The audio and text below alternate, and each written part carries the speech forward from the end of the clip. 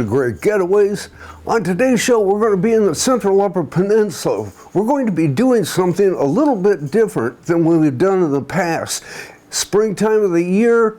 Now it's early spring because you're going to see a little bit of snow on the ground out there. But what we're going to do is go out geocaching. Now, we have done a little bit in the past, but not much. We wanted to find out more about it, and this was a great time of the year to do it. We got a couple of good people that took us out that really knew what they were doing. I hope you can learn something from it too. Let's go ahead and get this started. Today we're headed back to the Upper Peninsula for some early spring fun. Geocaching is a fun outdoor treasure hunting activity that includes adventure, exploration, and technology. We are going to give it a shot in the early spring. Sounds like a great thing to do in the wilderness of the UP in between seasons. It's too late to snowmobile and too early to go boating, so we're going on a whole new adventure. We had the opportunity to meet up with a couple of old pros, Chuck and Di Welch from Eckerman, Michigan in the UP. So let's get started. What we're looking into is geocaching, which is, well, we'll explain as we go along more about what it actually is. But I'm with Chuck and Di Welch right now, and these two are some people that are going to be helping us out today. They are geocachers. And Di, you mentioned how many caches have you found out? Over 3,200 caches now, and we've been doing it since 2020. So that gives us a pretty good idea that these people know what they're doing, because I don't. But we're out here today. We are at the Nahma Marsh Trail. We have been out here before in the fall. But we're going to go out here today. There's a couple of caches out this way. We're going to take a look for them. So what do we do first to get this thing started? Well, first you get your app, and it's a geocaching app that's on your phone. And once you get that, then you get online and you find out exactly where all the caches are. And right now we have one that's 0.3 from us, and it's called the Nahma Marsh Trail. And whenever you want to go find it, go It's look right for it. down there. Okay, that's going to kind of point us the way then? Yes, it'll show us the way to get to it. Okay, Yep. We're going to go down there. We're going to find this cache. We'll show you what that's all about. What do you say we go? All right. I'll let you guys lead. You know where it's at. He's Or got the hopefully. phone, so All right, I will lead. So onto the trail we went. This is a great trail any time of year. Next year we'll be back with snowshoes. This is really kind of a nice little trail. Now, how far do you figure we actually are going to have to go to find this cache? Another 0.2. Okay, so 2/10 of a mile. 2/10 of a mile. And what are we going to look for when we get to the point that... There, once you get there, it could be anything. Okay. We know the size that it is. It's a small cache. Okay. So we know it's going to be a small cache, but as far as that, we don't know Anything. Now, will it be on the trail itself or off to the sides? Can you tell that? You can tell by, some of them have a hint. This one has a hint. It says the opposite of over. So Okay, I would imagine under. it's under something. Yeah. Okay. Yep. So I guess we just keep moving then Until we and get to that point. to that point, and then we got to start looking around. Yep. Sounds cool. Let's find it.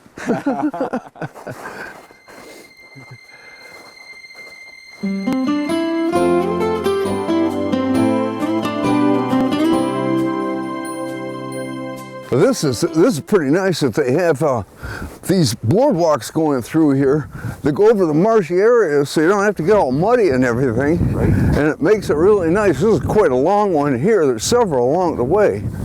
But we were out here back in the fall, and of course you got the colors out there, and it's just beautiful. It's nice, you know. I mentioned there's all kinds of these seats out here. And there must be 4, 5, 6, 7 along this trail. So at any point you get tired, you just want to sit down and wait for things to happen around you. Birds come in, animals come in. Makes it kind of nice. Sit down and watch what's going on. Here's the... Oh, we're almost to the platform. We're at the end. We're all looking for the cache. Me at the top, Chuck in the middle, and I underneath. You see anything? It says 7 feet away. Hold on. 7 feet. Hold on, it might be up here too. We must be getting close. Maybe we're in the wrong place. We can't spend much more time here. Frustration is starting to set in. Right now we've got to it. We know that the cache is right here somewhere. We're within 7 feet of it. They gave us one hint, and the hint says the opposite of over. So we're looking underneath things, looking underneath the boardwalk here, the seats. You got to look under everything and around everything. And that's what's going on right now. And I guess I ought to help too. Yeah, we're looking. You mentioned some of them have markings. Some of them do. They'll have the geocaching insignia. Okay. And so that way you know it's a geocaching. But not, oh, got it. Underneath the stairs, huh? There it is. Oh, what? Oh. You want to get this? You know, that's crazy because I looked down there, but I seen the rock and... Here it is.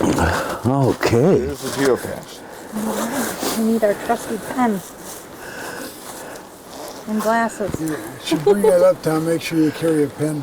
Always carry a pen or a Yes, pencil. because some people... I brought a pen with me, just in case. See, if you look inside, there's stuff to trade. Okay. This is the logbook that we're going to sign. And this is all stuff that people have put in here that you can trade for. This Okay, just a is pretty cool. I think I'm going to take him. All right. variety of trinkets, and you've got a whole bag of little trinkets too. Yep. You can drop one off, Right. take one and drop one off. one off. That's what we do. We trade something for something of equal value. So you can see everybody that's been here before us. Cages and cages. Would you guys like to sign this?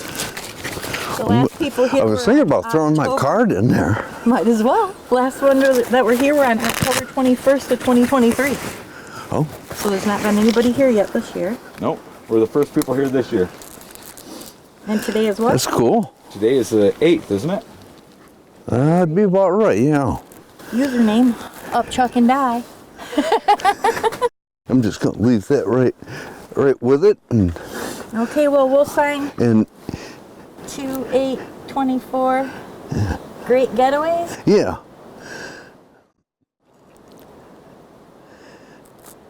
Cool. Dennis and Tom. Cool. All right. You guys are on the wall. We got our first geocache. And see, it's an adventure. It really is. It takes you out there and you get to see everything. This is beautiful. Yeah, it's a nice area. It really is. Just beautiful. Coming out for this, and you get this And around get this you. too, Yeah. right. That's what geocaching is all about. And like we were saying earlier, you know, if you see any garbage around, you bring that out with you and take it out of the forest so that you're not leaving it in there. And you know, we don't need that. Yeah, because anymore. we'll do that on trails. Yep. We'll find stuff and. As most of you know, we have been traveling the UP for many years. And we thought we had visited or heard about everything this wilderness had to offer, but now we were going to a place that was new to us that we have never heard of before. It was called the River to Nowhere. And I couldn't wait. Supposedly it went right into a wall of stone and disappeared. Okay, we'll see. Heading down to Garden Corners on US 2, then turning south driving down the Garden Peninsula. Just about to the Fayette ghost town, we came across a large hill that would take us to our destination. Chuck explains how using your phone works when hunting for a cache, and how to keep from getting lost when you're going into the wilderness looking for them. So we're making a waypoint. So what you do is you take and you go into your waypoints, and you'll have several different ones. You'll have the River to Nowhere, and you got a park. And so we're going to make a third one in the waypoints. So you go into waypoints, and you hit the plus, and you go My Waypoint. And you use your current location. So all you got to do is just press your current location, and it'll come right up. So that's your coordinate. So then if you're out in the woods, You won't get lost. there. Get back to your You truck. know how to get back to your truck now. Okay. Now, there's a check mark. You hit your check mark. So now you have your waypoint back to your truck. Okay. Here's River to Nowhere. We'll go to that. And then we'll No. reset it when we come back and Reset know when we how to go. get back to the truck. So now it looks like we're probably going down the power lines up a hill. It looks like we might be going that way. probably taking the power lines and then going off the power lines that way. Okay, okay. So we're gonna do a little bit of bushwhacking? A little bit. All right. Bushwhack. You ready to go with us? There's no trail where we're going on this one. So. All right, let's go. Now, it hasn't been too bad getting back. We've been really lucky, though. It's not a lot of snow. The ground's still frozen pretty good. Right. And it's going along, but we are getting close. Now, what are we going to be looking for? We're going to be looking for a container somewhere 76 feet that way. Okay, you mentioned a river? There's a river here, yeah, but it flows into nowhere, so it goes somewhere and it disappears? Disappears. Okay, and it's somewhere in there that we're going to be looking for this cache at. Yep. And according to the other people, because this is an old cache, it's been here since 2009. So according to them, it's in a juice bottle right now. And the original cache owners haven't been around for a while, it looks like. So we brought this, and we're going to replace the juice bottle with this because this will keep stuff dry a little bit better. But we'll put whatever's in the juice bottle into this and just carry that trash out. Okay, with now us. that's something you guys do. You carry some of these extra pieces with you. You get to some of the old caches, or you get to one that maybe was destroyed or partially destroyed. You can replace it. I want to thank you for doing that kind of stuff because that's really great. We really, really love keeping the old caches alive, you know, if the people aren't around so that people can keep doing them. Because a lot of the cache owners, they just quit doing it. So now the cache is still out there. And people are still getting it, but they don't get that email anymore, you know, or whatever. They don't, they're not part of it. Okay. And so, yeah. So we fix them that way that they stay out there a little bit longer and everybody can still keep coming and getting them. All right. And this is a nice place to bring somebody. It's beautiful out here. It really is. Let's go down and see if we can fix this one up. If we can find it. Right. Yep. That's an early spring fox that heard us coming and is moving on. We soon came across an old foundation. By the looks of things, it must be 75 to 80 years old. Wonder what was there. We found the cache, and it is along a little river. It's behind Denny right now, and this river flows along. It's going downhill, and then it just drops, and it just ends. You can't see where it goes, so it's really pretty interesting. And just before you get to it, we came across an old foundation out here. There was some kind of building at one time. We were kind of trying to figure out what it could be. Have no idea, but it's the kind of thing, you get out here in the middle of nowhere, you might find something like this. An old building foundation. Maybe someday we'll figure it out. Chuck and Di pointed us to our destination, the river to nowhere. All of us started to climb down the drop off to the current river. Okay, Di, what are you doing? I wanted to get a better look, so I climbed down the bank to take a look. Wow, this is great. Down the river to nowhere, and I found it. Gotta reach back in here and grab it. So give me a second. There it is. It really is a juice bottle. It is.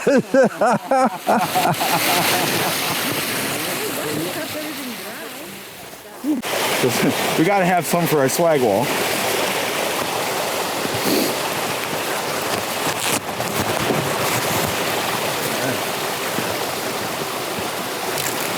is really pretty. Look at it.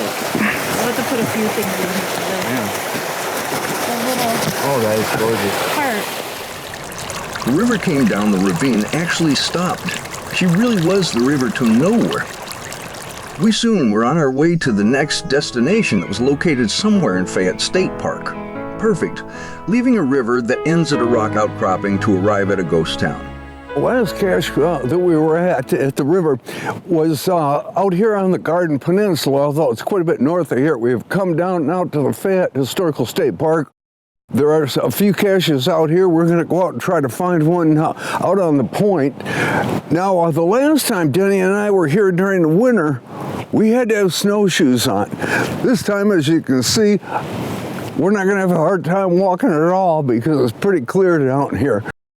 Kind of windy, still cold, water's still kind of icy, so could be cold out there, but we're determined to go out there and find it. So let's go. as Chuck and Di studied their smartphones to see where the next cache would be. We all started walking through the historic Fayette State Park. Even if we don't find a cache here, we will get to enjoy traveling through the park. As we cut through the park to where the old homes were, we came across some fallen trees and bushes that our GPS told us the next cache was hidden. Chuck gave us some hints on where to look. This was a tough one. No luck yet. Okay, time to give up on this one. We got back on the trail and our next stop would be at the old doctor's office. This was really great, hiking through the park, taking in all the beauty and history with a quest in mind. This is something you can do in the wilds of the UP with or without snow. Following the GPS, we walked through this historical and beautiful area. I'm always amazed at the beauty of the limestone cliffs overlooking the Snail Shell Harbor. We think we've found most of the caches in the park, so we will enjoy the rest of our hike in the park and head to our last destination, Indian Lake State Park. Let's see if I have learned enough to do this on my own. I hope so, because later, after Chuck and Di call it a day, I'm going to head over to the Big Springs on my own and see if I can find the final cache over there. All right, we got one more that we're going to do today. We have come back now into Manistique. We're at the Indian Lake State Park, and we found one of the maps here, and they're going to let me guide, okay? I got it set up on the phone here, and I'm going to try to take us out and find this cache, and we'll see if I can do it. If not, they'll help me, but all right, you ready? Let's get going. Okay, we'll head this way. One of them, and you can make yourself a paracord to... Yeah, I won't take anything this time. Okay. I'll put it in there with the log. Another thing we didn't tell you about that they have in these, they have three. There you go. Okay. Okay. Well, in this case, this is, what did you call it, the larger size? It's a regular. A regular size, okay, and you can see it's bigger than some of the other ones we've looked at today. So when you see regular size, you can expect something about this is an official one, which is pretty cool. It's got a nice box there. So we found it, and we logged it, and I got my first one. I actually got us over here. We're at the Indian Lake State Park. We're out. Yeah, we're out in the day use area. Let me put it that way. We're in a wooded area, heavily wooded, but we are in the day use area. Lake's right out in front of us. All I can tell you is, good luck. I hope you can find it. They also have a tour for this, for every state park in Michigan. This is part of it. Oh, is it really? Yeah. That one's nice. That's a nice box. Well, we just about finished up for the day. We have gone out. We have found 4 caches out here. And you guys, I just really want to thank Chuck and Di for taking us out and really teaching us a lot about how this whole thing works. You guys do this on a regular basis. You've got a ton of them that you have already done. Plus, you set out a lot of caches too. You'll be in all kinds of places. You'll find them in cities. Now, we want to be out here in the beautiful woods and running around. This is my kind of doing it. So, but they come in. I mean, cities everywhere. Where you go, there's a cache. Okay. Or you might pull into a restaurant, and when you pull in there, there'll be one in the parking lot. Yeah. Check your app and look and see if there's one nearby. Well, once again, I want to say thank you. We appreciate you taking us out. Oh, it was a great day. And if you like this at all, you got to try it out because it's a lot of fun. That was great hanging out with Chuck and Di. It was time for me to go on my own. Let's see how I do. I am going to head over to Palms Book State Park. Let's see if I can find the cache in this iconic stop. Well, Denny and I are out on our own today doing a little geocaching. I hope we learned something from people we were out with the other day. We are out to the Big Springs State Park out here, and there's a cache out here. We're going to try to find it. We've got into the parking lot. I've got a location on my phone here. I think it's just down the trail that actually leads towards the raft that goes across the water. Now, one thing I want to bring up too, they are working on that raft right now. I don't believe that it's open. We'll find out here in a few minutes, but I'm pretty sure it's closed for the season right now. Anyway, let's get going. We gotta head this way. So here I go. Wish me luck. It is so peaceful back here. During the summer, you could wait up to 2 hours to get on the raft. We haven't found the cache yet that we're looking for, but we did come down here to the Big Springs and look it over a little bit. You can see probably see that they have done some work. They've done a lot of boardwalk area. They got fences up. That's all brand new coming down here. Now the raft itself I thought might be closed too, because I knew they were going to work on the roof on it, but it seems to be open right now. So it's a good time to come down here. If you notice, you're not seeing anybody. There's very few people that come around at this time of the year. Great place to look at whenever you're up here. We're standing on a raft all by ourselves, and hey, listen. Do you hear that? Neither do I. It is quiet as can be out here. What a place to be.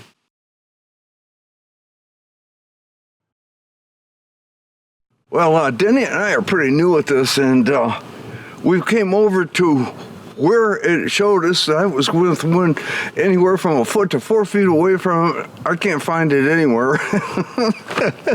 Oh, I guess we're still rookies, and it's getting cold out here. So we're going to give this one up for now. We're going to head back.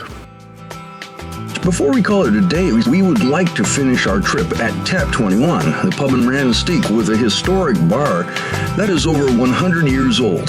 We met with Tiffany Galt, the owner, who would give us some information on this historic bar. We were joined by our good friends, Connie and Winch.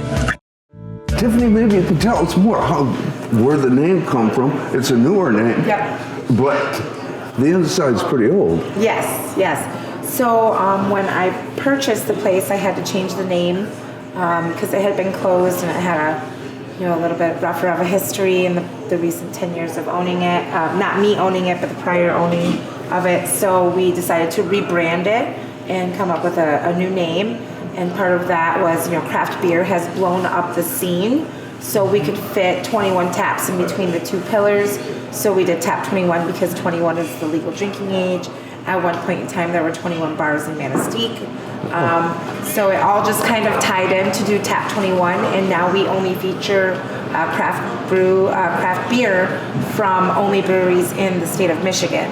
So, we try to drink local and support local. So that's where the name came from for Tap 21.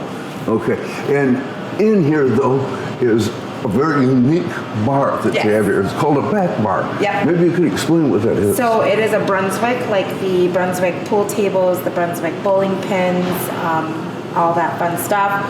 It originates from Chicago in 1893.